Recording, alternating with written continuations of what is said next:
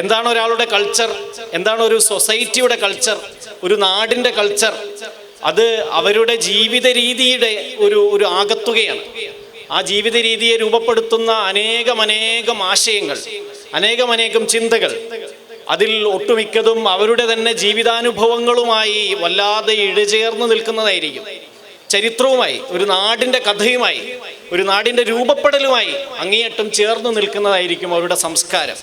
അതുകൊണ്ട് തന്നെ സാംസ്കാരിക സംഗമം എന്ന് പറയുമ്പോൾ ഏതോ പുസ്തകത്തിലെ, ആരോ എഴുതിയ കഥയിലെ, ആരുടെയോ പാട്ടിലെയോ കവിതയിലെയോ എന്തെങ്കിലും പങ്കുവെക്കുന്ന ഒരു വേദി അല്ലാതെ.